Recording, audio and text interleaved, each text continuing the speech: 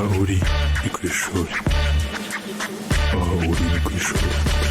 Aha uri ni ku ishuri.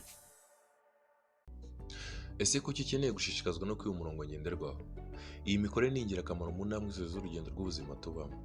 Mu magambo yumvikana, uyu murongo ni ugutera umwete mu mikorere kugira ugeze ku rugero rwo gukora imirimo y'indashyikirwa, nubwo waba utaragera ku rugero rwo kwiyumvamo ko uzabishobora. Uyu murongo ni uguha ubushobozi bwo kwita ku bakugana kinyamwuga no kwikomeza muri cya gihe wumva akazi gashaka kukurenga. Ni isoko kandi z'imbaraga zigushyigikira mu kwesa imihigo ya zimwe mu ntego wihaye zigaragara nk'ingorabahizi. Kwiba umurongo kandi biguha wowe imbaraga zo kutatezuka mu ntambwe igana ku ntsinzi, nubwo abandi baba babona ko imbere yawe hari inzitizi bitazakorohera kubarenga. Kwiba umurongo ngenderwaho kandi bityaza ubushobozi bwo kwiga ibishya ndetse no gutsinda. Hari ubushakashatsi bwagaragaje ko abanyeshuri bagengwa no kudatezuka kuri gahunda bishyiriyeho barangwa no kubasha kwakira ubumenyi ku rugero rwiza kurenza abatarabigezeho. Ibi bigashingira ku kuba umuntu wihaye umurongo agenderaho, kimwe mu bimuranga ari ukwita no guha agaciro inshingano ze, bityo bigahora bimuganisha ku ntsinzi.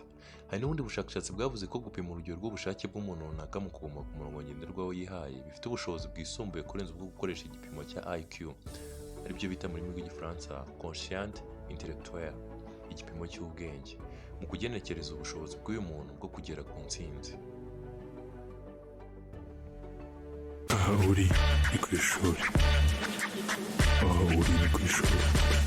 Aha uri ni ku ishuri.